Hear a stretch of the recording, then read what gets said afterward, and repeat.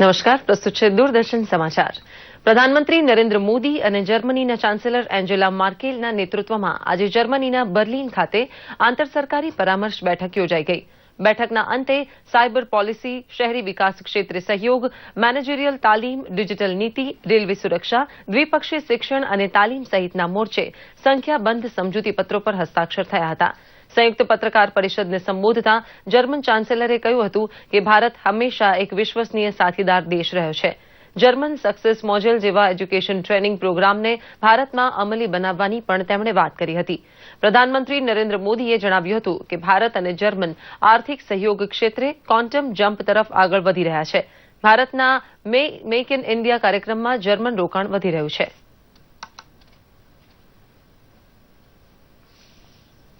લખનૌ ખાતે વિશેષ સીબીઆઈ અદાલત દ્વારા અયોધ્યા કેસમાં ભાજપ અને વીએચપીના ટોચના નેતાઓને જામીન અપાયા છે. લાલકૃષ્ણ અડવાણી, મુરલી મનોહર જોશી, ઉમા ભારતી, વિનય કટિયાર, વિષ્ણુ હરી દાલમિયા તથા સાધ્વી ઋતંબરા સામે વિવાદિત ઢાંચો તોડી પાડવાનું કાવતરું ઘડવાનો આરોપ નક્કી કરવાની પ્રક્રિયા અદાલતે હાથ ધરતા સૌ રૂબરૂ હાજર થયા હતા અને જામીન મેળવ્યા હતા. સર્વોચ્ચ અદાલતના હુકમ પ્રમાણે વિશેષ અદાલતના ન્યાયાધીશ એસ.કે. યાદવ દ્વારા તમામ સામે આરોપ ઘડવાનું કામ શરૂ કરાયું છે. ગુજરાત માધ્યમિક અને ઉચ્ચતર માધ્યમિક શિક્ષણ બોર્ડ ધોરણ 12 સામાન્ય પ્રવાહ, વ્યવસાયલક્ષી પ્રવાહ તથા ઉચ્ચતર બુનિયાદી પ્રવાહનું પરિણામ 56.82% રહ્યું છે, જેમાં સામાન્ય પ્રવાહનું 56.78%, વ્યવસાયલક્ષી પ્રવાહનું 62.62% તથા ઉચ્ચતર બુનિયાદી પ્રવાહનું પરિણામ 60.10% આવ્યું છે. આ વર્ષે સૌથી વધુ પરિણામ અમદાવાદના એલિસ બ્રિજ કેન્દ્રનું 100%, જ્યારે સૌથી ઓછું પરિણામ ભીખાપુરાનું 10.9% આવ્યું છે. જિલ્લાવાર જોઈએ તો સૌથી વધુ સુરત જિલ્લાનું પરિણામ 73.85%, જ્યારે છોટા ઉદેપુરનું સૌથી ઓછું 30.81% પરિણામ આવ્યું છે. આ વર્ષે 5,05,065 માંથી 2,85,241 વિદ્યાર્થીઓ પાસ થયા છે. રાજ્યમાં 100% પરિણામ ધરાવતી શાળાની સંખ્યા 81 થઈ છે.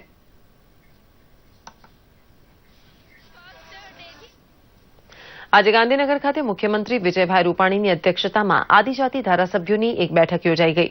બેઠકમાં આદિવાસી વિકાસ યોજનાઓ અંગે નિદર્શન રજૂ કરવામાં આવ્યું હતું. આદિજાતિની વિવિધ યોજનાઓની બેઠકમાં સમીક્ષા કરવામાં આવી હતી. બેઠકમાં મંત્રી ગણપતભાઈ વસાવા, મુખ્ય સચિવ જયંત સિંઘ તથા આદિજાતિ વિસ્તારના ધારાસભ્યો હાજર હતા. રાજ્યમાં આજે મેડિકલ સ્ટોર્સની હડતાલને પગલે દવાની દુકાનો બંધ રહેતા દર્દીઓને હાલાકી ભોગવવી પડી છે. The federation of Gujarat state chemist and druggist એસોસિએશનના નેતૃત્વ વિવિધ માંગણીઓ સાથે એક દિવસની હડતાલનું એલાન આપવામાં આવ્યું હતું. દવાના દુકાન માલિકો ઈ પોર્ટલનો વિરોધ થઈ રહ્યો છે. કાયદા સુધારા પ્રક્રિયામાં વેપારીઓને પણ સામેલ કરવાની માંગણી થઈ રહી છે. દુકાનદારોએ એકઠા થઈને પોતાની માંગણીઓ અંગે સૂત્રોચ્ચાર પણ કર્યા હતા. જોકે ઇમરજન્સી સેવાઓ માટે કેટલાક મેડિકલ સ્ટોર્સ ખુલ્લા રહ્યા હતા.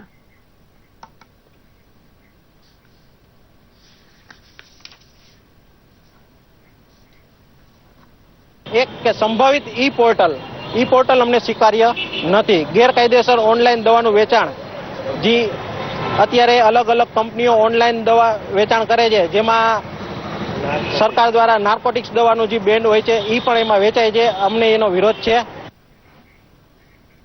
યુવાનોને સંરક્ષણ દળોમાં કારકિર્દી બનાવવા પ્રોત્સાહિત કરવા રાજ્યના શ્રમ અને રોજગાર વિભાગ દ્વારા નિવાસી તાલીમ કાર્યક્રમો ચાલી રહ્યા છે. વિવેકાનંદ સંરક્ષણ ભારતી પૂર્વ તાલીમ વર્ગમાં સૈન્યમાં કારકિર્દી ઘડવા ઇચ્છતા યુવાનોને તાલીમ આપવામાં આવે છે. આ અંતર્ગત બોટાદ જિલ્લાના ટાટમ ખાતે પણ એક તાલીમ વર્ગ યોજાઈ ગયો.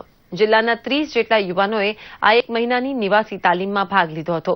લશ્કરી સેવામાં જેવા ઇચ્છતા યુવાનોને માનસિક અને શારીરિક કસોટીની વિગતોથી વાકેફ કરીને અઠવાડિક કસોટી પણ લેવાઈ હતી.